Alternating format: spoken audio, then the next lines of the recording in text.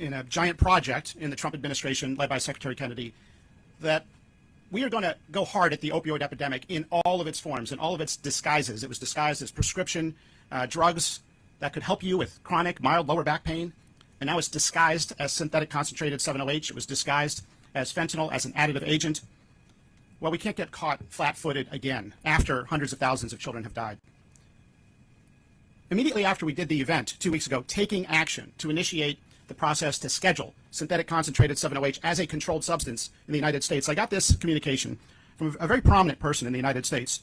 Please tell the FDA commissioner and RFK and others who participated in the press conference yesterday how personally, deeply grateful we are for their works on 7-OH. We tragically lost my stepson to 7-OH last Sunday. Oh. Although he had struggled with addiction for many years, he was completely clean for 5 months. He had a job that he loved, and they loved him. He attended church every Are you serious? week, and he was being taught by missionaries. Can you hear me? In fact, Yeah. in his last conversation, it was with missionaries before taking 2 7-OH pills before going to sleep, never to wake up. As I said, he was clean and free of addictions other than his vape pen. He called me on May 31st to tell me he had stopped at the vape shop to buy a vape and was offered a fruity pill and was told that it was kratom. He said that he took the pill and became addicted and that he should have done his research. He died the night he took 2 20-milligram 7-OH pills. The wrapper was at his bedside. There were no other drugs or alcohol in the house. We are very focused on eliminating 7-OH so no mother has to go through the pain and agony she is feeling. Please let the team know that they can count on us to fight this monster in any way, including attending press events or testifying. It must be taken from the retail shelves as soon as possible. This is not just like an opioid. It does not just have opioid binding properties. It is not just a agonist on the mu receptor. It is an opioid. It is scientifically meeting the criteria of an opioid, and yet you can go in a vape shop in America almost on any corner and buy it like a cup of coffee. We have to be proximate to what is happening right in front of us. We got burned with fentanyl. We got burned with prescription drugs. We cannot get behind the 8 ball again. This may be the fourth wave of the opioid epidemic. Concentrated synthetic 7-OH may be the fourth wave of the opioid epidemic. I hope it's not. I hope we're wrong. But why not be proactive instead of reactive? So for that reason, I applaud Florida and this administration, Attorney General Uthmeyer, and all the folks standing here with me for taking strong action to not only legally address concentrated synthetic 7-OH as an opioid, but also to educate churches and synagogues and other houses of worship and school boards and parents and doctors. Very few doctors that I talked to, including my own doctor friends, even have ever heard of 7-OH or its many nicknames like 7-omega or 7-hydroxymetragenine or MIT or an enhanced kratom. This is not enhanced kratom. Our focus is not on the kratom leaf. Our focus is not on kratom. There's the kratom leaf, which has trace amounts of 7-OH. And then there is synthetic concentrated kratom, which is popping up in vape stores all over America, and we need to know what's going on. This is part of a broader strategy that we are taking in the Trump administration to end port shopping of illegal vape products.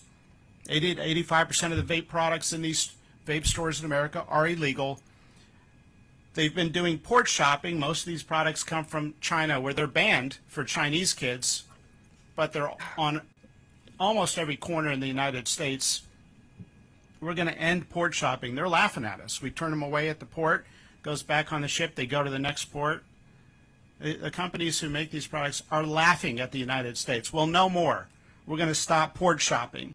We've sent letters to the distributors that they are distributing an opioid dangerous substance. We've got to get to the distribution networks.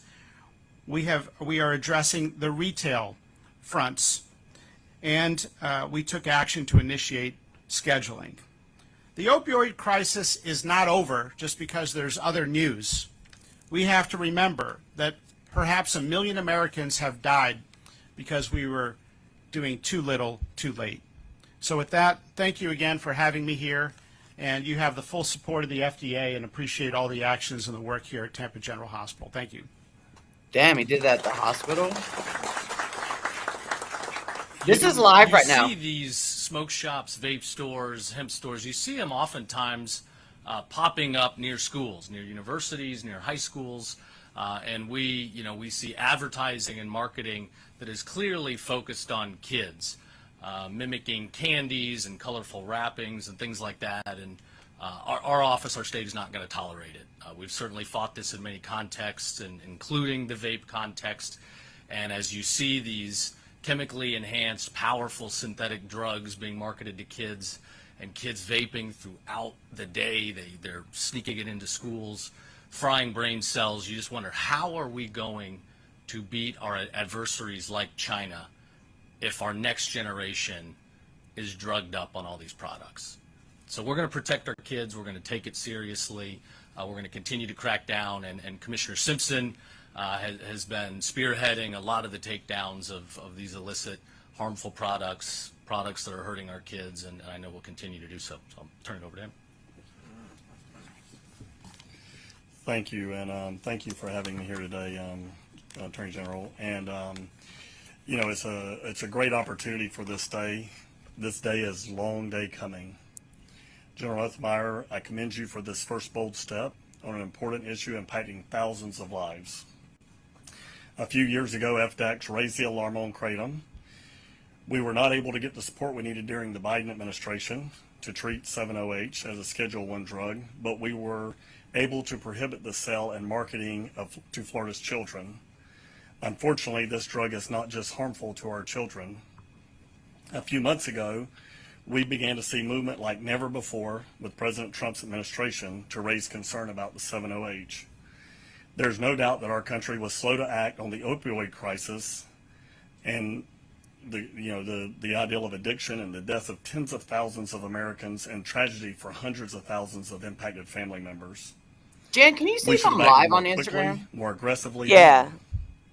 Fortunately, President Trump, the FDA, and our state leaders are not repeating history. I am proud to be part of the bold, forward-thinking leadership to ban 7-OH from the state of Florida. General Othmeyer, this is an outstanding emergency rule.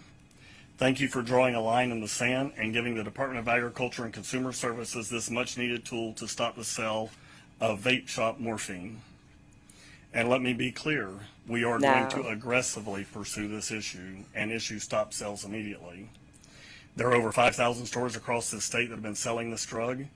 We have fielded complaints but not have been able to act. That ends today.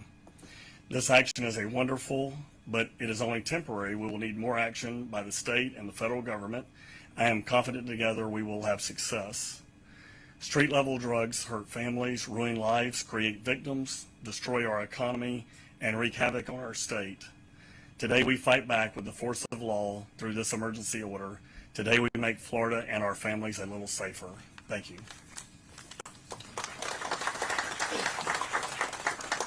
Thanks for being here, Commissioner, and a man that needs no introduction, Surgeon General Joe Latipo. Thanks, Jen. Thanks. Well, good afternoon, everyone. And, it's always nice to do press conferences with your friends. So Attorney General Othmeyer is a very, very good friend of mine. I cut my teeth with him in the early part of my job here, particularly when things were more intense. Hey, Mike. And with sort of COVID fights, if you will.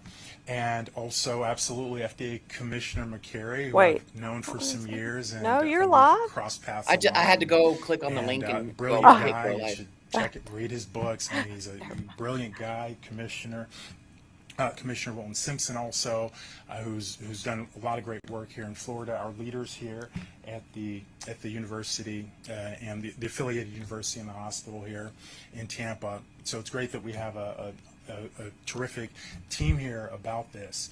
And there are a lot of things happening, and I think that it's important. It's one of the interesting things about leadership is knowing when to act and knowing when to wait and gather more information. And our Attorney General has, he's voiced an intent to act, and in fact, he has acted. The emergency order is in effect as of today. So they're The doing it state by Commissioner state now. The Trump I guess so. administration is also moving to act very quickly. And this is one of those situations where fast action is right action, and it needs to be fast and ferocious. This is, so kratom is used by a lot of people, and, there's the issue, and I'll come to this in a moment, but there's the issue of why folks pursue different types of substances. I personally, I've had loved ones, very close loved ones, who have suffered tremendously. I'm sure every single person here knows someone, if they themselves have not experienced it, in situations where our traditional Western medicine system is inadequate. For acute illness, we are the cream of the cream. But for chronic diseases, for chronic illnesses, for all the fatigue and anxiety and chronic pain and suffering that people experience out there, Western medicine often doesn't offer very much. We have the same set of labs that we've been using for decades. You look at them, well, Mr. Pete, everything looks fine. Your chemistries look fine. Your cell counts look fine. But clearly the patient is not fine. So I'm very supportive of people seeking alternatives outside of traditional Western medicine for wellness. The problem here is, our problem is, as the FDA Commissioner Makari stated, our problem here is not with kratom. The problem today is with this 7-OH. We don't need any more substances that disconnect people from reality. We are in a period of time where, unfortunately, people are checking out of reality all the time, with I used to be all one of those sorts of people. different substances. All of that is it impoverishes us as human beings. I mean, it makes us weaker in every possible way. It makes us physically weaker. It makes us emotionally weaker. It makes us spiritually weaker, and it makes us more vulnerable to manipulation. The nonsense that we saw in terms of not letting people say bye to loved ones during the pandemic, or in terms of forcing masks on little children, or in terms of saying that it was okay for kids to sit for hours in front of computer screens for something that really was no riskier for them than other conventional risks that they encounter every day. That nonsense would not have been possible if so many of us weren't disconnected from the reality, from our relationship with God, the universe, Earth, the trees, the beaches, the water. I don't know this dude, but I like Things his that preaching. Yeah. make us human and facilitate our connection with the earth. Guess he's a Surgeon and General God or and something each like other. None of that nonsense would have been possible. And these drugs, like 7-OH, which, as the FDA commissioner said, it is an opioid. And it's more than that because it acts on other receptors too. But make no mistake, this is something that is absolutely addictive and will kill people and will kill more people because of the fact that people, I don't know why people will go into a gas station and buy a drug, but because of the fact that people have ready access to it. So fast, swift, ferocious action here is absolutely, positively appropriate. The other part of this is why people are even seeking this out. And, that's one of the things I think about as Surgeon General. What are these, what He's are the the Florida forces Surgeon that are- General. that are leading so many Oh, people God. to, want to check out, to want to be disconnected. The demand part is a major part of this, and that's a challenge for each and every one of us to think about. I've done a lot of work in that area outside of my outside of my Surgeon General role. But that in fact is probably the biggest challenge, because it's 708 today, it'll be something else tomorrow, and something else after that. So this will be an unending challenge to continue to subvert our connection to our humanity, our connection to our spirituality, our connection to each other. And that it's a challenge. We don't know what information they have, Amanda. Yeah, AI that's isn't what I was helping. sitting there phones thinking, don't I don't. help. All the technology that's in our face doesn't help. The social media doesn't help. None of that helps. So that's really the ultimate challenge for us. And again, 708 is just one step on that journey. But it's actually I think the greatest challenge that we face as a race, as a human race. So thanks again, Attorney General. In my opinion, they created the demand so they Thank can you for supply being it. here. As we hear more about 7OH, it's clearly something more potent than morphine that should not be sitting on a shelf next to a pack of Skittles. So we're going to remove that immediately. And we have heard from over 55 counties in the state, so a large supermajority, that have all reported heightened emergency room visits, heightened hospitalizations, heightened adverse health reactions because of this new synthetic product. So it's clearly an immediate public health emergency. So this makes So sense to on get why I more saw a specifics TikTok there, video. I'll turn it over to the Dean of USF Health. Yeah, Dr. because you're the Charles one that found The that one, early. this came. So the TikTok video I saw Thank was you, the shelves, and, people first removing the of stuff all, from the shelves. Thank you, Oh. Commissioner. Florida. Thank you, Secretary. That was like last and- week. And Attorney General, this is really, really an important issue, and the speed He's with which short. you've acted. He looks is like a exemplary scientist, don't and- he? Yeah. and Another refreshing. Jack So Henning we're field. here really to talk about the FDA's warnings about 17OH and the 17OH? actions that are about to be taken by the Attorney General. As has been mentioned, 17OH is a potent opioid-like agent. It's normally found in very low concentrations in the plant kratom, but the plant can be modified chemically to create this much, much more potent agent. She that was already a binds black to market, the Leisha. receptors that opioids bind to, and induces all of the classic characteristics of addiction. So it relieves pain, it gives euphoria, it creates a tolerance. It can be a respiratory depressant, and obviously it's now been associated with overdose deaths. You just heard of one. And it will have withdrawal symptoms. It's a classic opioid. Did they already do their and test? It has kind of I don't know. That's what I'm appeared sitting here wondering. Like, there's so many questions going through in my head right now. settings like restaurants, or rather gas stations and convenience stores, in gummies and drinks. But it's 13 times more potent than morphine.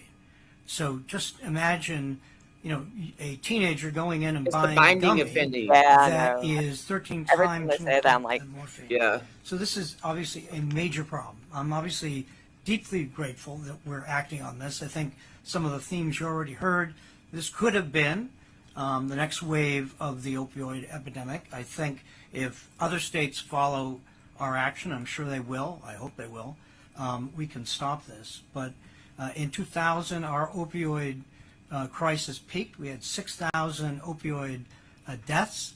It's been dropping ever since. We're very proud of the actions taken by our state and the federal government, but this represents a clear and present danger to that really refreshing improvement in this scourge that this country has seen for decades, and you heard comments made about it as well. You're going to hear from our poison information expert about how this presents to him, but clearly there is no business having this drug on the shelves of convenience stores and gas stations. And so again, I'm so proud of the state, once again, as we were in the pandemic, being proactive and taking practical, useful steps to protect our citizens. I didn't know they were going state by state. So last but not least, the Associate Medical Director of the Florida Poison Control, the Tampa Division, Dr. Corey Howard. So I'll try not to overlap too much with Dr. Lockwood. Great minds think alike, right? So I'm Corey Howard. I'm one of the medical directors of Poison Control. I'm also an emergency medicine physician. So I had the opportunity to see this firsthand as well with patients that have already had probably 4 patients, both in the consult service and in the emergency room over the past 2 weeks. So I'm seeing this firsthand pop up. So 7-hydroxymetragenine, or what is being denoted as 7-OH, is a dangerous substance because of what we talked about, high potency and immediate dose availability, right? Previous precursors to this have been dose related to where metabolism would take hours to reach this high concentration of 7-OH, right? This is a highly active alkaloid, high risk of addiction, high risk of respiratory suppression, compromise, failure, and overdose death. I'm really sorry to hear about your loved one. So most consumers don't even realize the danger of the product, right? They can easily access it on stores, shelves, gas stations, right? I've seen this pop up in tablets, gummies, candy lookalikes, drink mixes, teas, shots, wellness supplements, right? I personally have seen this show up at the gym, at my local gym, being passed around as a wellness supplement or to kind of get over It's like if they would have arthritis or, just marketed this kind of shit help the that right fatigue after damn a Right long way way, we workout, wouldn't have and this done problem. it educate the people right that that's way, very dangerous, right? So, They already made their instead of billions. just They don't give a throwing it fuck. out this is a and grave just misconception, right? telling So people it's we're seeing this a lot. kratom and just Florida Poison increasing Control the received dosages 191 to where calls you're during getting the everybody last year, exposures to the parent molecule of metragenine.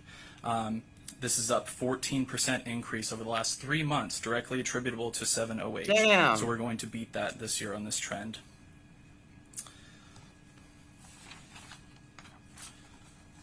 All right. I think the biggest thing to take from this is the confusion of the substance is that it is in fact an unregulated dangerous drug, can be purchased even from a gas station.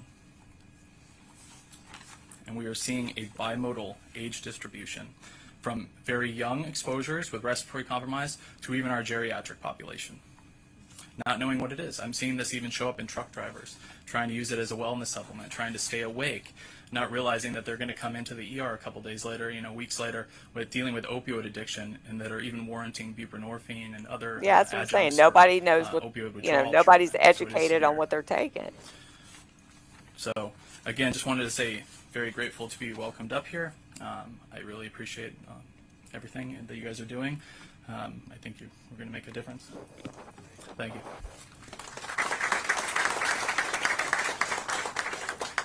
So again, in Florida, we don't just talk the talk, we walk the walk. We're going to act. There's certainly a lot still unknown, and the discussions will continue both at the federal level and amongst our state leaders. But seeing the dangers facing our populations, especially our kids, we're going to act today with the emergency rule and make sure we're getting these harmful products off the shelves. I want to thank President Trump and the Trump administration for their commitment to public safety, FDA Commissioner for coming in person and being here, for the leadership they're taking, again, in protecting our families from dangerous products, especially when many of these products are coming from our enemy, China. So with that said, I know we got a couple flights our guests have to take, but I think we got time for a few questions if people have them. Yeah. With that emergency action, is it just illegal to sell or is it illegal to possess as well? We will publish the emergency rule. I don't want to state wrong. There is a specific process, where people can dispose of product, but we certainly are prohibiting it from the shelves effective immediately. The commissioner said hundreds of thousands of kids have died because of this opioid.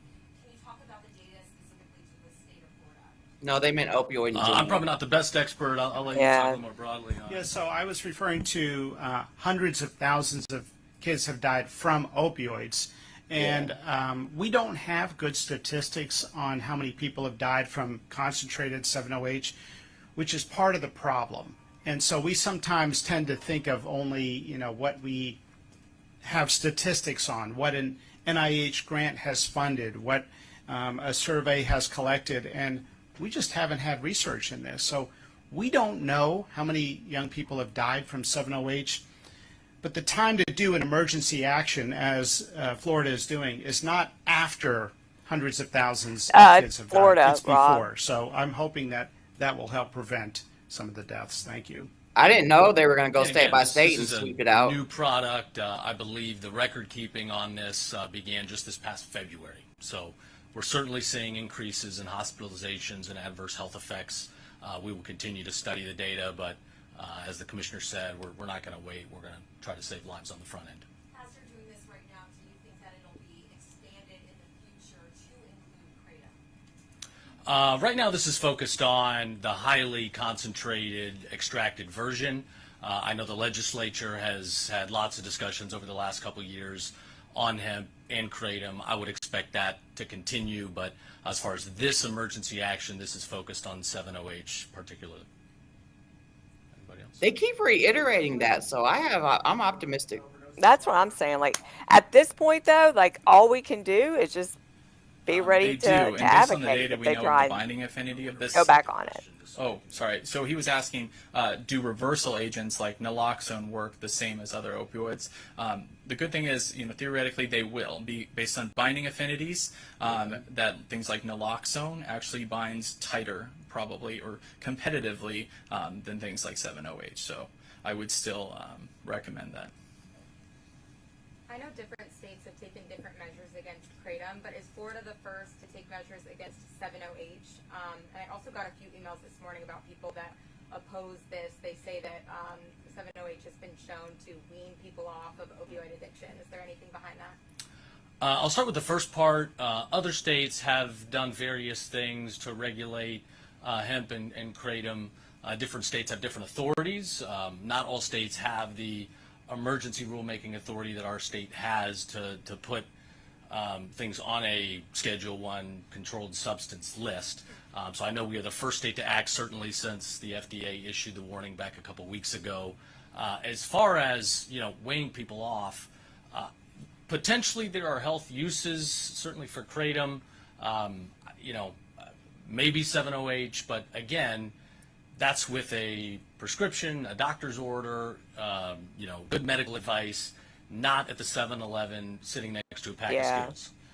We do not want kids to just have open access to this, given the power and the potency.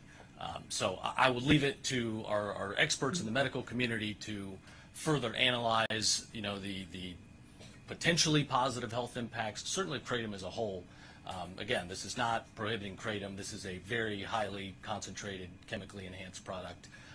But for today, we're going to protect our kids. Time for one or two more? They always got to say save the kids. So I was a surgeon at Johns Hopkins for 22 years and gave opioids to patients I should have never given opioids to, and gave patients too many opioids when I should have given them fewer opioids. I was following the medical dogma, the groupthink, that Dr. Latipo talked about with COVID. And it was this, you can't question this letter in the New England Journal that said out of 30,000 patients, only one got addicted from opioids, and that became dogma. And so I feel terrible that I prescribed opioids to people who I shouldn't. I had some patients transition themselves to heroin on the street because they couldn't afford the copay of oxycodone. And so they may have found that to be a path for them, but there are no clinical trials on concentrated 7-OH. There is, to be clear, no FDA-approved 7-OH gummy, candy, or drink. Anything on the shelves that is a 7-OH food, supplement, or drink is not legal. And so we want to get the word out. I think a lot of this is just a lack of awareness about the problem. So we're going to do everything we can to try to educate families so we don't have situations like the situation I read where a family lost one of their kids. Thanks for the question. One more? I'll throw out another question for Surgeon General Latipo. Yesterday you tweeted support for Floridians to consume raw milk. Obviously people have gotten sick. What do you think the benefits are for raw milk, and do you see any legalization process for human consumption of raw milk? What? This is about 7-OH, not raw milk. Pardon me. So the question the reporter is asking for where she can purchase some raw milk. So I don't want to take away attention from what we're here for today, but I'd be happy to speak with you after the event. Sure, sounds So, good. Thank yeah. you. This goes into effect immediately, so enforcement could begin as early as tomorrow. Wow. It already happened because I We saw got a one TikTok final video. one in the bag.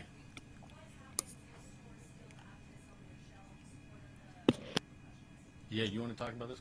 So the question is, what is the repercussions if stores still have this product on their shelves? And what I would tell everyone listening here today is to get it off your shelves.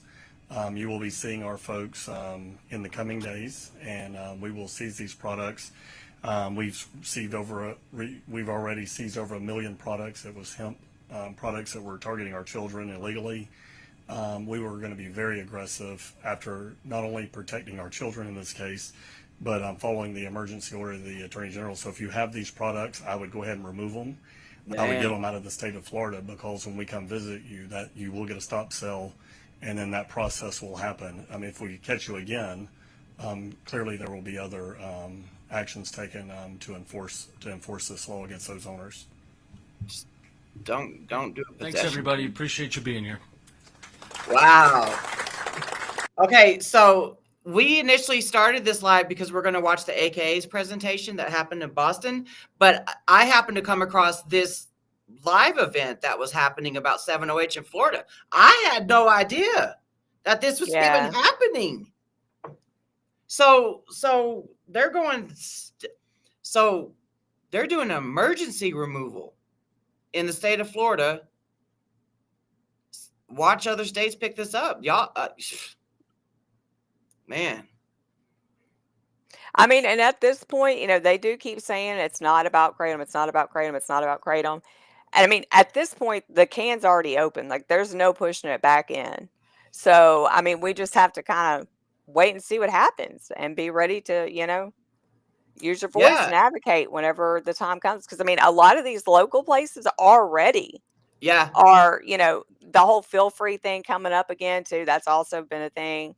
But, I mean, a lot of these local places, I think it's good they keep on reiterating that on these national ones like that, because maybe eventually the local people will listen. But I mean, it does need to be differentiated. I don't know. I don't know if the kids just, pulling at the America's freaking heartstrings shit again. Yeah, I think that's probably it. He talked about a death happening with 2 20-milligram tablets. So I haven't even seen, that come across my Google alerts, but I don't know. Yeah. They know something we don't know. That's the feeling that I get, is that I will still continue to say this. I feel like they've already done their 8-factor analysis test, and that's how come they are so confident to be up there, standing up there like that, talking about it. That's my feeling. So, I don't know. I still don't think they should do the Schedule 1. No, I don't either. I've never agreed to the Schedule 1. Yeah. I don't. But I will still say this too. They created the demand so they can supply it. They've made billions of dollars. Why haven't they put that money in towards the research already? This has been ongoing since 2023. Yeah. Well, that's what I'm saying. Like, they haven't, like as a market, they've just done their own thing. They've just, as soon as they it hit the streets or whatever, the gas stations, if you will. It's like they haven't done anything as far as like research wise or anything other than just make new products and name them the shitty, horrible names. Yeah. And not only make new products, they're making them stronger and stronger and stronger, all within a 6-month time frame. Yeah. I mean, it's been crazy. Hey, Callie. Hey, Renee. Hey, everybody. Also, I'm sorry. I didn't want to put all the comments and answer the comments because we were listening to that. So I'm trying to catch up, reading through here. I mean, I don't know. I feel like they know something we don't know. That's just my gut feeling telling me that. And y'all, whoever's consuming 7OH that are in the comment section, y'all stories are way different than the messages and comments we get. Yeah. I started talking about 7OH. It was like early last year, I think it was, Jen. I still don't remember when I started talking about it, but it had to have been like early last year when I started talking about what Christopher McCurdy was researching, and I don't know. It caused respiratory depression in rats. That's all I know. Yeah. And then we get those comments of people talking about how they're breathing. They noticed that they breathe differently after they took it. So I don't know, man. I don't know. I mean, as far as like everybody freaking out about kratom being banned next, I mean, really, there's not shit we can do right now. Yeah. I mean, there's really not shit we can do. The only And thing we have on our side is science. yeah, cross that bridge when we get there, I guess. Yeah. You know? Kratom itself doesn't pass the 8-factor analysis. Yeah. That Dr. Jack Henningfield did the step-by-step process that the DEA uses for CSAs. I mean, you know, I mean, I don't know. I mean, like I said, it's just, I don't know. It's just crazy to see, read so many stories and see so many things that's happened since Yeah. 708 has come out. It's cruel and unfair to ban something without waiting for science to prove it's safe. 708 saved my life. Okay. It doesn't feel like freaking morphine. No, it's the binding affinity. Yeah. It's cruel and unfair that this shit was mass produced to the public without scientific data. It's cruel and unfair that they used human beings as guinea pigs. That's what's cruel and unfair. Yeah. Early science was the natural 7-OH. It wasn't the synthetic stuff. You know what? Yeah, Dr. McCurdy said it does cause respiratory distress. Yeah, the synthetic 7-OH. Yep. Yeah, that's what I'm saying. At the end of the day, I mean, science, and that's what I'm all about. You know, science will speak for itself. You know what I mean? And I've always said I'm not anti-7-0. I am pro-science. Yeah. And I can say I'm glad that 7-OH wasn't on the market in 2019 when I found whole leaf powder, because I literally would have traded one addiction for another. Yeah. You know, There's been I was, so many that have. I mean, there's Yeah. just been so many that have. you know, and we read the stories about 7-OH saving people from illicit fentanyl and stuff like that. But at what cost? Yeah. Are you spending more on 7-OH just to level out your, are you,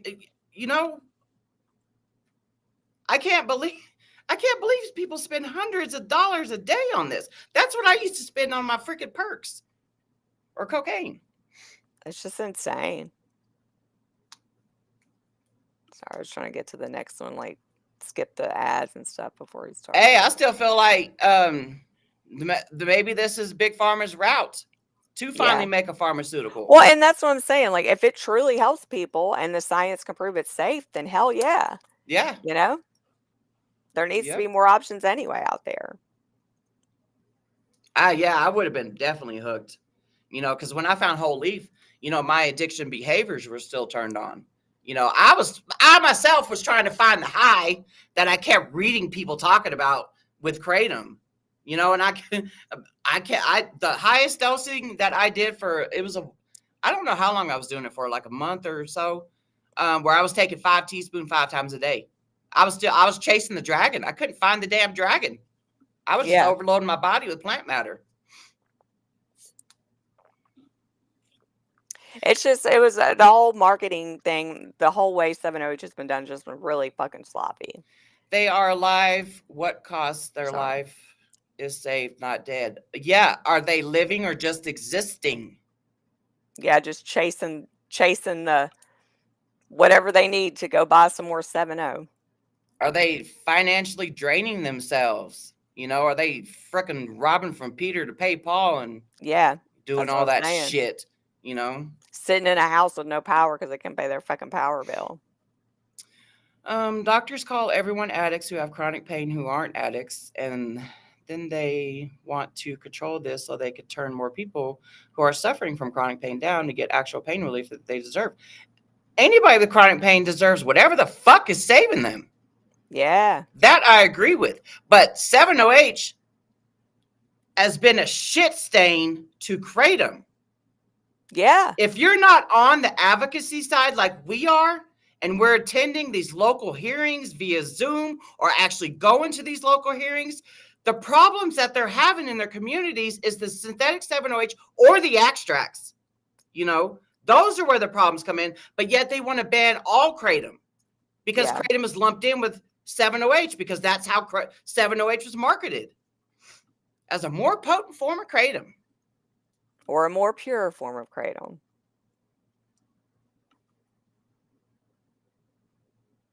Yeah, it's just, I don't know. And again, like, I don't knock about what anybody wants to take or whatever, but not everybody knows what they're, hell, even the people that know what they're buying, technically, doesn't really know what the chemicals and shit that are going to do to their body. Yeah, informed consent was thrown out the window when 7OH was marketed. Yeah.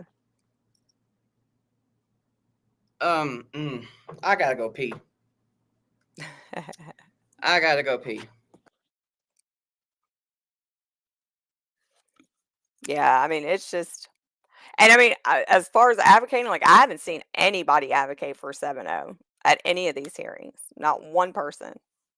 So, I mean, that's another thing. Like, get out there and speak. You know what I'm saying? Like, if it's saving you, that's what I'm saying. Like, Kelly, yeah, sorry. Just separate the two, and the 7-0 community can do. And that's what I'm saying. Like, that's what I feel like that's what needs to happen is like, it seems like that's pretty much like kind of what they're doing right now is they're trying to get together and get people together and start organizing to advocate, and that's fine. That's great. But it's like, I don't know. It shouldn't be left up to kratom consumers to advocate for it when it's not. Yeah, I don't know. I don't know if I'm really bad about explaining stuff sometimes, but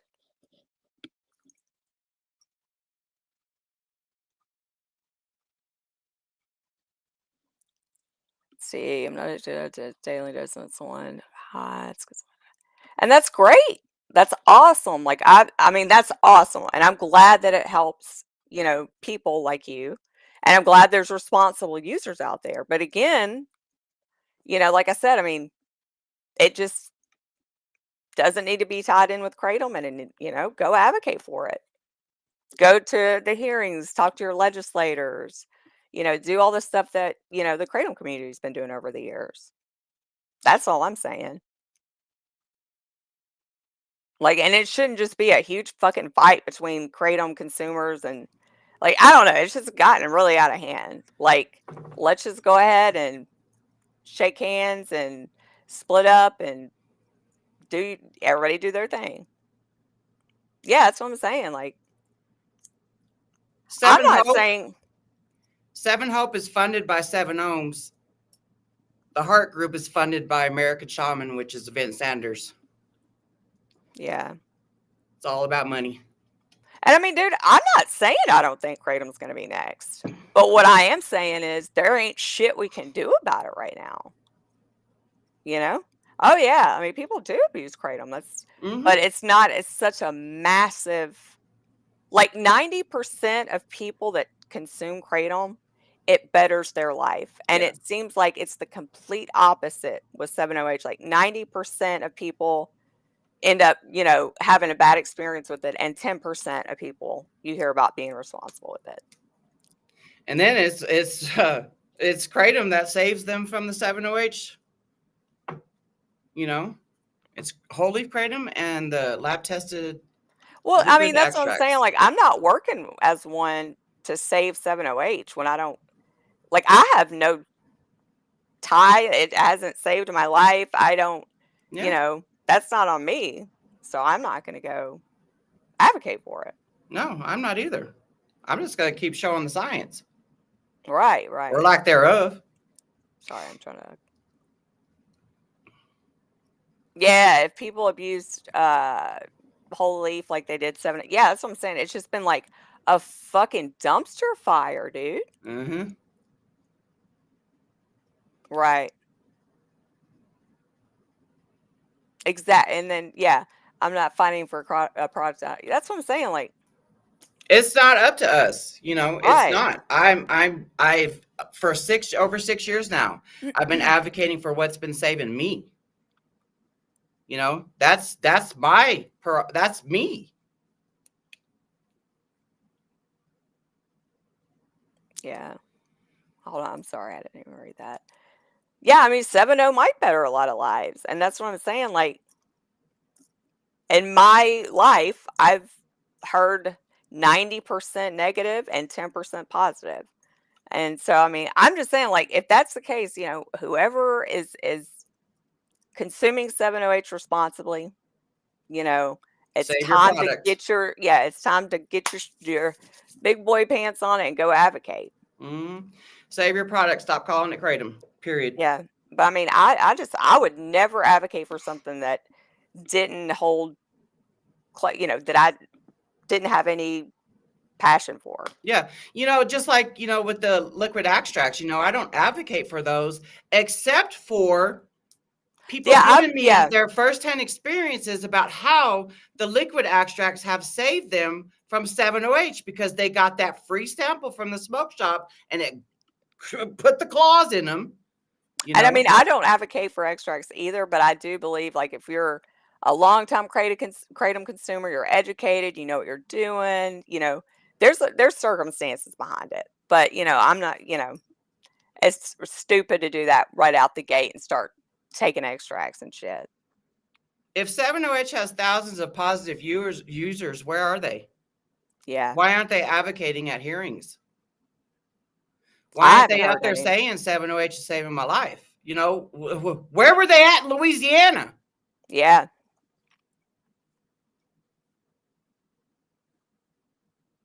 Yeah, I mean, but that's what I'm saying. Like, everybody's getting told it's kratom when they're going to these gas stations and smoke shops. And then, that's how it starts. Yeah, I mean, I don't know. There's probably Renee, I don't know if you've seen that protectkratom.org/Ohio. Ohio's about to have something popping off, and we know this is a direct result from 7-OH. Yeah. Because now Ohio's trying to recommend the Ohio Board of Pharmacy to schedule kratom. Yeah, there needs to be a shit ton of educating when it comes to who can sell that shit, man. Because that's one of the biggest fucking problems with 7-OH is the people that were selling it were not educated. Hell, at the Champ Show, Misty. I mean, like Misty at the Champ Show, there's 170 fucking booths. Not one of them even really fucking knew what it was. And they're at the Champ Show.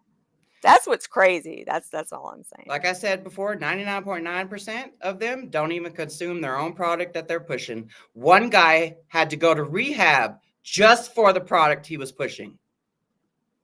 And I was shocked when he told me that.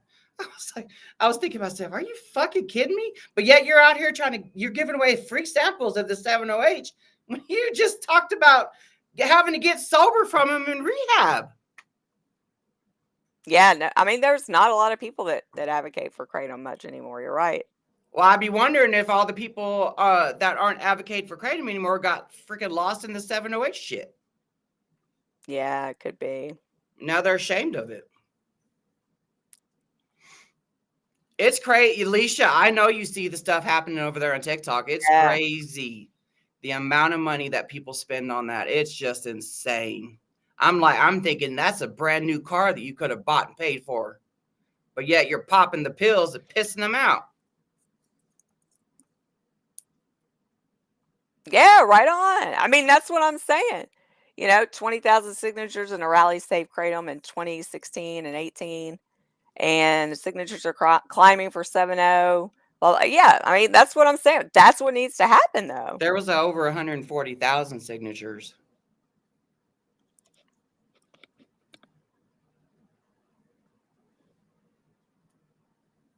Yeah, I don't know. You hear about story after story of people going into smoke shops and they're actually going in there to buy their kratom that they've bought for years. And then they're being offered, hey, here's a more potent form of kratom here. Look how conveniently packaged it is. And people that's never even taken kratom before going in there, and oh, here you go, take this. Mm-hmm. It's like, and they're lining up the blocks. Yeah. Someone called me from San Diego one time and said that they went to the smoke shop to go get one of their vapes, and they saw the line that was wrapped around the block. And he walked up to the people standing in line and asked what's going on. Is there a celebrity here? What's going on? He's like, no, we're all going to get our 7-OH. Are we still frozen, Kelly? I hope not. Well, anyway, y'all, you want to go ahead and start watching this AK summit or whatever it is presentation at the national something state legislators. What is it? National Conference of State Conference. Legislators. Yeah. There you go. The National Conference of State Legislators in Boston. Yep. Which Laura Romney Whitten attended. Kelly, get some Wi-Fi.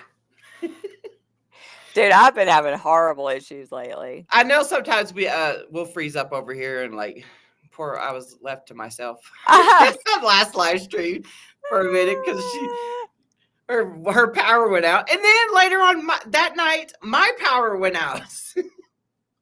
That was pretty funny though. All right, let's see screen share. Okay,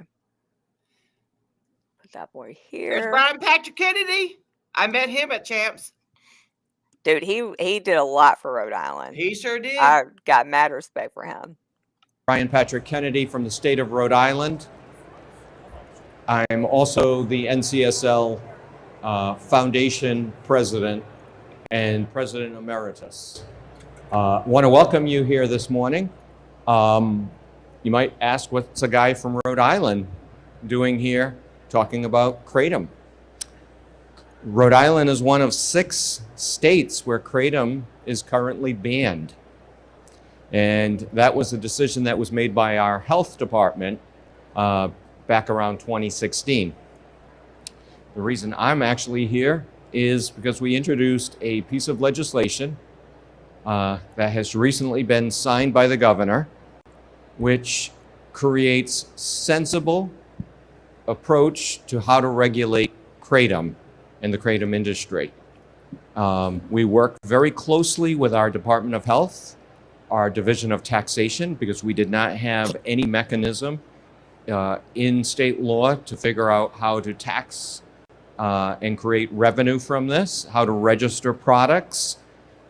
We worked with our behavioral health folks because there were individuals who were making statements that, oh, this is not something that would be utilized by patients in the state of Rhode Island. But ultimately, we got it through. And so April 1st of next year is not just April Fool's Day, but it's actually the first day that you can buy kratom in the state of Rhode Island. So we're excited about this opportunity. I had an opportunity also recently to moderate a panel. And so that particular panel dealt with the product known as 7-OH. Very different from kratom.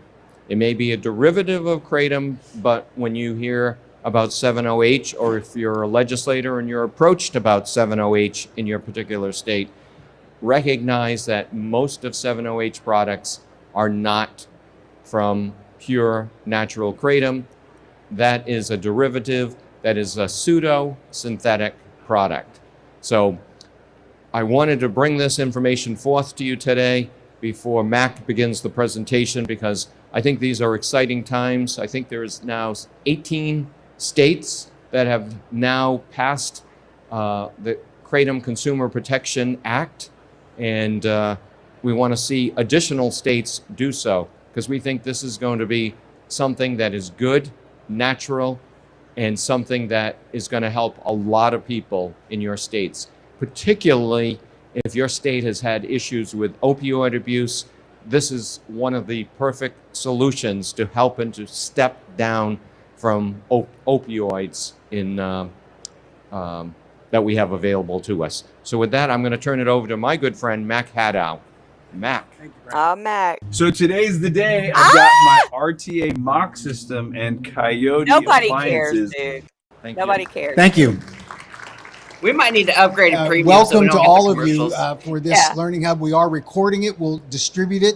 So if you have colleagues in your home states that want to learn more about kratom, we welcome that opportunity.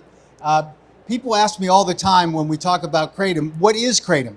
Kratom is a tree grown principally in Southeast Asia with some growth in the United States now. Requires a tropical environment, lots of water. But kratom's been used for centuries in Southeast Asia of farmers that will pick the leaves, hot days, gets them through the day with the energy boost, increased focus, helps them with pain relief. And we find that's very popular in the United States. That's what a kratom tree looks like. The leaves on the right-hand side of this slide are leaves that were produced by kratom trees in the state of Hawaii. They are just as potent in terms of the alkaloid content as those that are grown in Southeast Asia. So it offers an exciting economic opportunity to serve the kratom consumer population in the United States. Kratom consumers, who are they? Dr. Oliver Grunman, the University of Florida, has done a number of surveys about kratom consumers, and it breaks down roughly of the more than 20 million kratom consumers in the United States. The average profile is they're married or partnered, 30 to 50 years old, employed with health insurance, income between $35,000 and $75,000 a year. They consult with their doctor about the use of kratom. I'm one of those that's done that. They are educated with some college or graduate level degree, and some use it as an alternative for pain management option to prescription drugs. Johns Hopkins University did a study of kratom consumers that were using kratom to wean off of opioids. And they found that 87% reported that kratom helped those people get off of opioids, wean off of them. It reduced their withdrawal symptoms and led them to being able to use kratom. About 35% replaced the opioid with kratom. It is why the National Institutes on Drug Abuse today says that kratom is a potentially very helpful harm reduction tool in this battle against opioid epidemic. Dr. Jack Henningfield from Johns Hopkins University has testified in many of the states where 18, as Brian mentioned, have passed the Kratom Consumer Protection Act. Dr. Henningfield points out that based on the research that's been done, that kratom is not a narcotic like opioid. That is important for people to understand. It has pain relief and therefore opioid-like characteristics, but it is not an opioid chemically or by law. And it provides benefits that are increased alertness, reduced pain, and aid in relieving withdrawal and suppression of opioid cravings. And this research has shown in animal models that you can consume 100 times more than any human could consume in a day, and you will be safe in terms of using these kratom products. And it's because of the way kratom interacts with what are called the mu-opioid receptors in your body. They are called partial agonists, meaning it doesn't go to that renewal system, the euphoric high. Kratom doesn't provide that to you, and it does not, importantly, go to your respiratory suppression system, which is the classic trait of an opioid.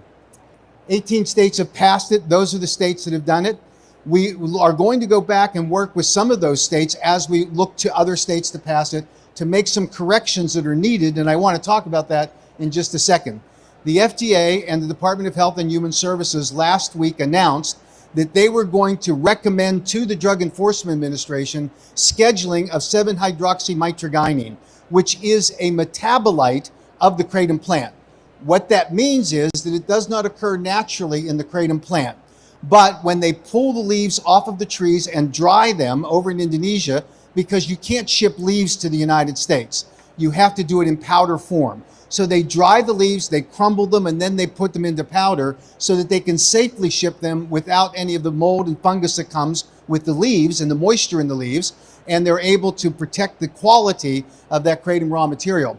7-hydroxymitragynine is created in the oxidation process of drying the leaves. It occurs in very minimal amounts, trace amounts.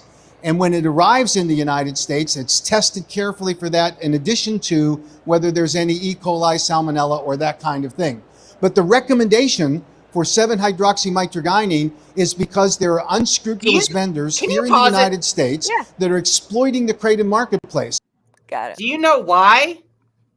Do you know why that they're not helping California? Oh, you mean because of GKC? It's because of GKC. Yeah, yeah.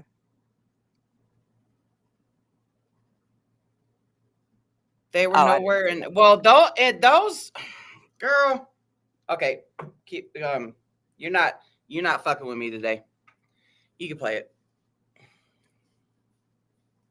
Not gonna happen. What they have found is if they just tweak it a little bit, if they isolate 7-OH and then they increase its potency, they do that, by the way, by simply using chemicals that you use to shock your pool at home. That's how powerful that solvent is in order to extract 7-OH. 7-OH is a full agonist on the mu opioid receptors in the brain. 7-OH goes to your euphoric high, and 7-OH goes to the respiratory system. And that is why, in an unprecedented press conference with the FDA commissioner and the Secretary of HHS, you don't see that when there's a normal scheduling that's recommended for substances in the United States. This was something that Secretary Kennedy and Commissioner McCary believed was essential to protect the American people, and we fully concur with that. Commissioner McCary pointed out that 7-OH has all of the characteristics that I've just described to you. And the reason why it is critical for there to be action taken at the federal level in order to ban this product is because it's hurting people. One of the things about synthetic 7-OH is that it's very unstable. That means that it washes out of your bloodstream very quickly. When you're living, and 7-OH has contributed to deaths because of the powerful impact it has, but when you're alive, it washes out and you suddenly feel this craving that you need more, because that's what happens in the sector of the brain that has this euphoric high. And you have to have another dose of 7-OH. And you take that, and then you have to have it more quickly, and you find yourself fully addicted to 7-OH within about a week or two. And that's a dangerous pattern for people to be on. But if you walk into a store and say, I'm looking for Kratom, the clerk is likely to tell you, well, you should try this new product. It's called 7-OH. It's Kratom. It's not. And that's what the distinction that Commissioner McCary has made repeatedly, both in this press conference and in interviews afterwards, that they are not looking at natural Kratom. That's not the focus of the FDA. It was before, not today. And 7-OH is the culprit that they're looking at because it is harming people. People are addicted to it and they're dying from it. And that's the problem. I want you to listen to this. This is what you confront in your state legislatures. This is on the floor of the Louisiana House, where you have, and I don't criticize Representative Vidillo because she believes what you're about to hear, but the question was asked by the representative, what's the difference between synthetic 7-OH and pure Kratom? And here's the answer. He's going to say it. What is the difference, or is there a difference between the leaf, That's the gotta be tea, my clip. and the synthetic version? There is no synthetic version, Rep. Jordan, and thank you for the question. You might see an amendment that talks about synthetic Kratom. It's an insult to all of us. When I saw an amendment like that, another member was going to bring it, and I said, tell the lobbyist who gave you that, I may have been born at night, but I wasn't born last night. Because in effect, what we would be banning is a product that doesn't exist. The reality... Confession purposes, I'm the lobbyist that told them that there was a synthetic version. And it's true there is. This representative was misled. She believed that there was no such thing as a synthetic because the driver behind their initiative was to ban Kratom. And if you listen to Commissioner McCary, if you listen to the scientist, if you listen to Secretary Kennedy, and if you listen to the DEA, who's now taken this under recommendation, there is a distinct difference between Kratom, the natural plant, and the synthetic 7-OH. And 7-OH is a synthetic product. And the good representative was misled by people who told her, oh, there's no difference. And some of those people that misled her, by the way, are in this thriving industry, the 7-OH people that are selling these products. Dude, they have amen. captured the Kratom marketplace. They are imposters, and they are creating a safety signal that's harming your constituents, and it needs to be stopped, which is why we wanted to talk today. This is the kind of product that's being sold as the 7-OH products. This is called Oblivion. What does that tell you? What does it tell to a kid that walks into a store and he's walking down the row and he sees Oblivion? Get out if I'm a drug seeker, I'm looking for the high, that's my product, so right? bad, That's the kind of marketing that's going on right now. It's like this is so called bad, generic it's like RX. Now, this appeals not to parody children. It appeals to the Chronic person pain like patients. me that's walking down the aisle and says, I've got arthritis pain and I need to improve that, I'm going to go to generic RX. That tells me this is a drug product. It is not. Well, it is a drug, but it is not an approved drug. And that name obviously is deceiving consumers as they go down the aisle. Some of the other and names notice are that it's horrendous. 30 milligrams that they're Yeah, they're almost advertising like here. I parodies. think if I go back, I can't remember what, I think here it's 20 milligrams on that one. Freaking commercials. You know what? I wonder. I don't know. I would say I just signed into one. Leisha, y'all kicked ass in Smurfs. Mississippi. Smurf 70H. Okay, pause What does it that tell here. you? Got it.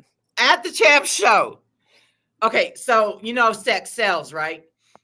So does fetishes and shit too. So freaking Smurfs hired a bunch of little people, and they're all colored in blue. That's how they had people giving out free samples and stuff. Are Little you people, serious? I'm dead serious. They had little people that were colored dark blue, and that's how they were giving out the bags, you know. And it's like, and there was another booth that had, I think it was a Lamborghini in it, and they were doing a contest to give away Rolex watches. There was another booth. Well, I know one booth had a motorcycle in it, but I don't know if they were giving that away or not. You know, enter your chance to win type stuff. Yeah. But yeah, they had freaking Bud took a picture of it. They had little. Dude, I people. would have gotten a picture with them all. Like, come on, gather around. I got to get a picture of this shit. But yeah, they hire models and shit to stand in front of these booths, and they're wearing, the little skimpy stripper clothes, all that stuff. Some of them look like cheerleaders and shit, But yeah, that's they're trying to get the attention of smoke shop buyers. Hey, come on over here, motherfucker. Yeah. That's the part of our problem we expect the AK to. Yeah, everybody expects the AK to save only them. we can do that. Yeah. They do the behind the scenes stuff with legislation stuff. Like they're hired to, they're a lobbying person, but I mean, they can't do everything. And we saw it time and time again when Louisiana parishes were going. Oh, y'all are making money from that. Yes. Yeah. Where are constituents? I guess there's no constituents here. Type of thing. Yep. At the God dang, I tell y'all what, I poured so much time into Louisiana, watching hearings and shit. It was thousands of hours. I've watched lots of hours of hearings, but Louisiana took up majority of my time, energy, and effort. And it was just extremely hard to try to get people to go to parish by parish by parish, And like I said, when we're watching them, then city council members would be sitting up there and be like, does anybody live here? Yeah. You have folks that flew in from out of state that doesn't even live here. What are you doing here? It's crazy.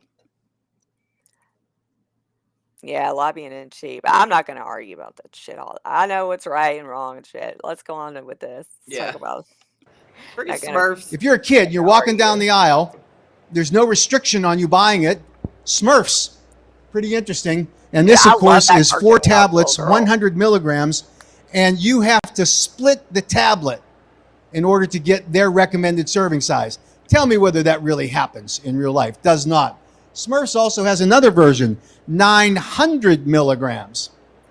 In the state of Massachusetts, one of the largest 7-OH dealers in the country testified before the legislature here just after I did, and he said 7-OH is so safe, you can eat 2 pounds of it in one sitting, and you'll still be alive at the end. Now, first, I don't think that's the standard for you consuming a product, that you'll be alive at the end of the consumption period, right? But he said it, and after the hearing, one of the legislators came up to me and said, why don't we hook him up to all of the machines to trace his vital signs, and we'll know the exact minute when he dies, because it would kill you if you ate 2 pounds of this. It is absurd, but that's the way they're marketing it. That's why they believe it, and it's simply wrong, and it is an imposter on the marketplace. But you can get Smurfs at 900 milligrams.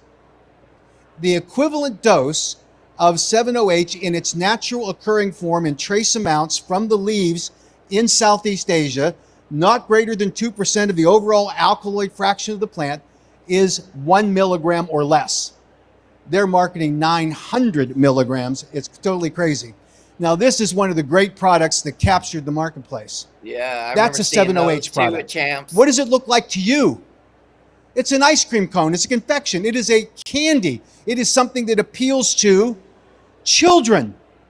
That's the market they went after. That's the kind of unscrupulous vendors that are occupying this marketplace now that simply have to be shut down. This one was highlighted by Commissioner McCary as one of the examples of the egregious marketing that goes on in the United States for these dangerous products today. Then there's 7-OH pseudo. Now this is an interesting product. 7-hydroxymetrogenine, as I mentioned to you, is a byproduct of the drying process in the kratom plants. The next step in the chemical formulation of products is called pseudodoxil.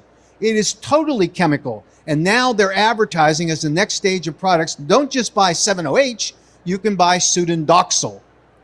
When the DEA assistant administrator and I talked about this, he said the FDA asked the DEA to consider pseudodoxil.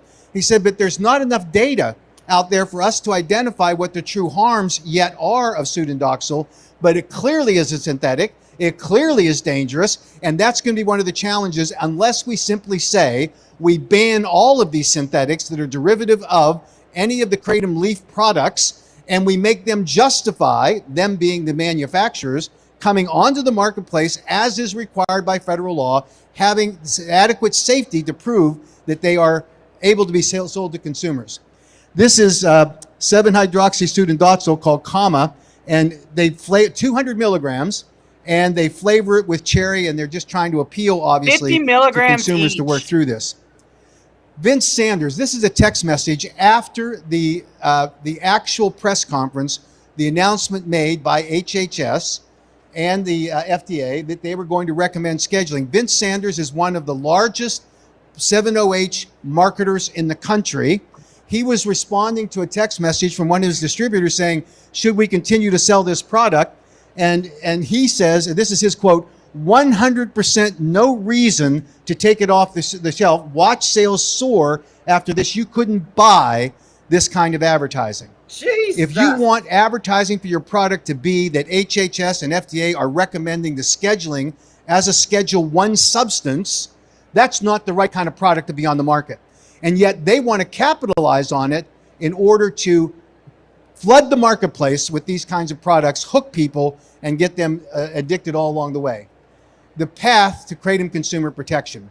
The laws that we recommend in the states are simple in the sense that we require, the state law would require, that a kratom manufacturer has to justify their registration in your state by certifying with an independent lab that they are meeting GMP, good manufacturing practices, that the product formulation meets the statutory requirements.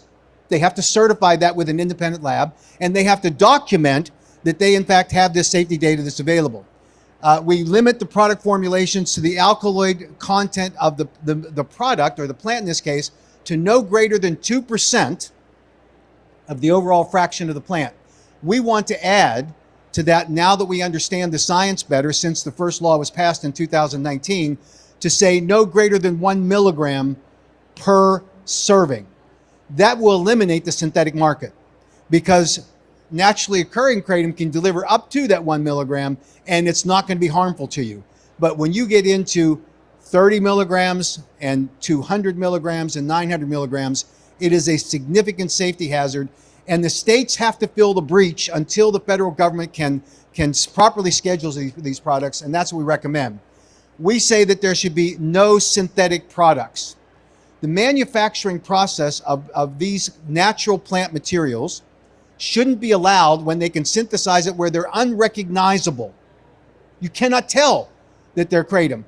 The problem, as I mentioned earlier with 7-OH, is it is so unstable that not only do you have the recurring need to take it again and you get addicted to it, but when a person dies because of respiratory suppression that is the hallmark of an opioid, which Commissioner McCary has identified this as an opioid, when they test the blood, it is washed out of the bloodstream. So the coroner or the medical examiner only sees that low level of kratom raw material, mitragynine, in the bloodstream, and they say it's a kratom death. Yep. And now the FDA has finally recognized that that's the problem, that it's being mislabeled along the way. No synthetics should be allowed in any state where you're selling kratom products where consumers have access to it. And then we have labeling to inform the consumers. Labeling is a critical issue. The American Kratom Association represents consumers. We do not represent manufacturers. There are 6,000 manufacturers in the United States today of Kratom products. The vast majority of them are what they call small batch manufacturers. They are people, however well-intentioned, who purchase Kratom raw materials from a farmer in Indonesia or somewhere in Southeast Asia. They get it shipped directly to them, and then they repackage it. They take the powder and they take it out of a big bag and they put it into a plastic bag. Maybe it's even pretty in terms of the labeling, and yet they've done nothing in terms of good manufacturing practices. They don't label the product. They don't know what a safe serving size is because they've not done a lick of science in order to determine that. But it's a cheap way to do it, right? And I get calls from these people all of the time saying, we're done with you in the American Kratom Association because you are trying to put us out of business.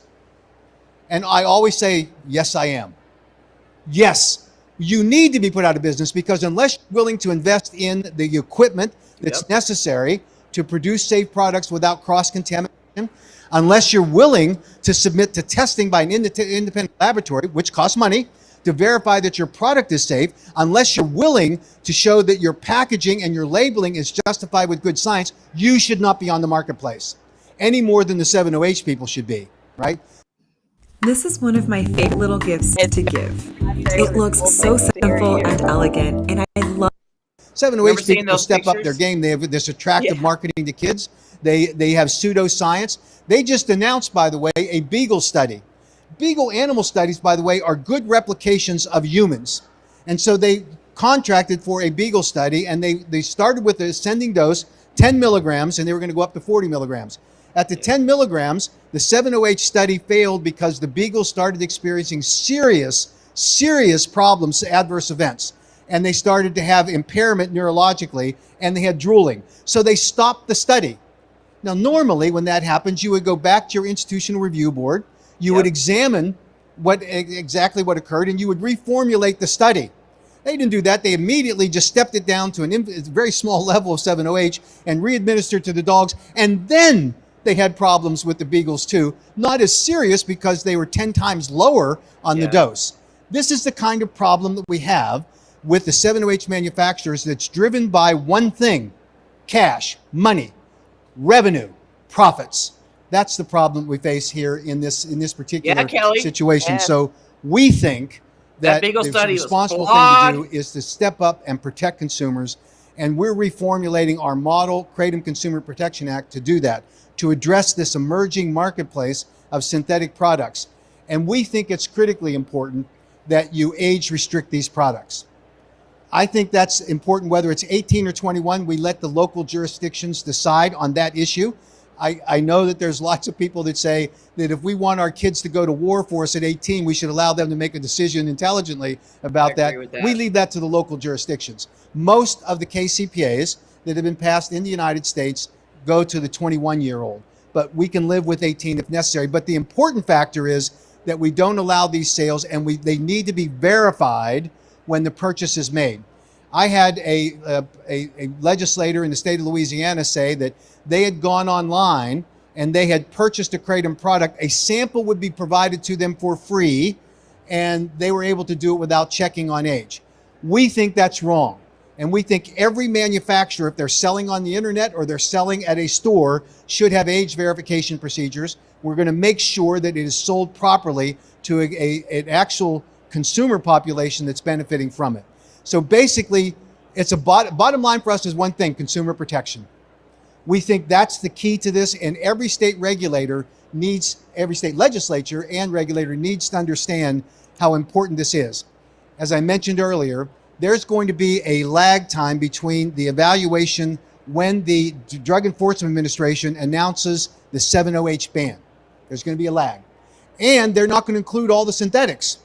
The states can fill that breach. You can protect your consumers today by making sure at the earliest opportunity in your next legislative session, you pass a Kratom Consumer Protection Act, which says you're not allowing synthetics. And we have the definition that, while technical, will block all of these synthetics from coming to market, and we'll share that with you in your individual states. We think that you also have to ban adulterants. under the radar, there are unscrupulous kratom vendors or masquerading as kratom vendors that are spiking kratom with fentanyl, with heroin, and morphine. What? That's a fact. We have reported over 100 kratom manufacturers to the FDA over the last 3 years that are improperly formulating and mislabeling their products. We think that the states can play a critical and important role in making sure that that doesn't continue, and we need your help. In order to provide that help, we have resources at theamericankratom.org. We will answer any call. We will be in your state to help in not only lobbying, but we'll also testify. The scientists, the credible scientists on kratom are wonderful people that believe in the proper formulation of plant products to protect the American consumer. We want to help you do that. We want to be partners with you in doing it. And as Representative Kennedy said, Speaker Pro Tem from Rhode Island, I can't tell you how magnificent it was to have a reversal of a ban that was initiated in 2016 by the FDA at the FDA's encouragement. And today, the FDA, when called to a courtroom, federal courtroom in South Carolina, to document with experts and with documents the safety profile of kratom, they responded to the judge and said, we, the FDA, have not yet determined whether kratom is dangerous That was or in not. San Diego, not And South they Carolina. pointed to an FDA single ascending dose study that the FDA itself concluded that, as I described to you, went through up to 12 grams in a 5-minute period. The FDA today recognizes that kratom is safe for use when responsibly labeled and responsibly consumed. We hope you'll join us in this effort. We look forward to partnering with all of you in your states and welcome any questions you have. Thank you very much for being here. Nice. Nice. Unless something happened in South Carolina I don't know about, but I remember the San Diego judge, calling upon the FDA. Yeah. They were subpoenaed. At that Bradshaw hearing, Bradley, I can't remember what the hell it's called. No, it was Brady hearing. some shit like that. Bradshaw. But yeah, so I forgot what I was even gonna say. Pseudodoxil, and because I was given, there was a lot of those at the Champ Show, and then there was the MGMs, the MGM 15, 16. I was like, man, those are even more dangerous. That's crazy. I mean, there's only going to be, that's just the way that the world works. There's always going to be shit that comes out. You know what I'm saying? Yep. You can't ever stop that from happening. But yeah, if you guys didn't watch the beginning of our live stream, that there was a live Florida press conference hearing that I just happened to stumble upon because we were going to do the National Conference of State Legislators, to begin with. And then we saw that Florida was freaking live. Yeah, that's why we just went ahead and just went live real quick. Yeah, because it's like, so not only are they trying to do the synthetic 7-OH stuff federally, now Florida is the first state that's doing the emergency scheduling. And like I was saying, so it was like last week or sometime, I don't remember if I was tagged in the video or if I just came across it, but they were talking about, the Florida shelves. There's the 7-OH is being removed from the Florida shelves, but I hadn't heard anything. I didn't know anything, So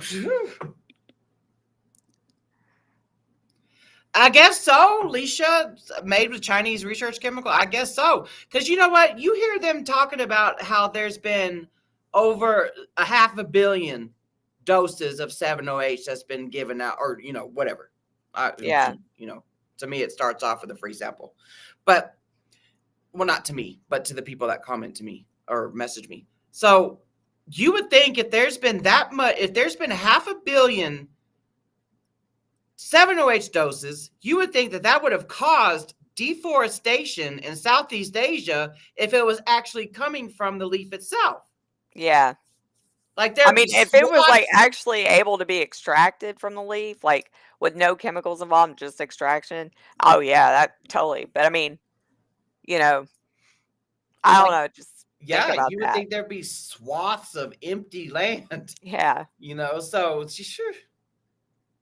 I don't know, man. I just Dude, y'all keep kicked saying ass in Mississippi, though. y'all did, Leisha. Y'all did. I know you fought your asses off for 5 years. I know it took a lot of time, energy, and effort to do that.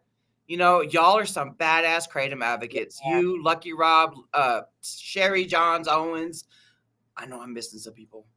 I know, rest in peace, Samantha Brewer. You know, I know that she went to a couple Yeah. hearings. There's some more that I'm probably just missing. I miss my Facebook fam. I really miss know. y'all. You know, I got banned in June, and she, you know, haters gonna hate. You can't stop that. Can't stop that.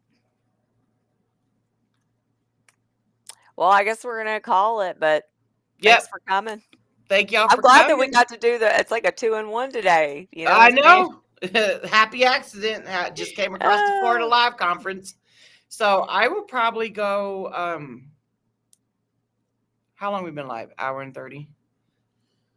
I don't know. We'll see how I clip this up. Yeah. All right.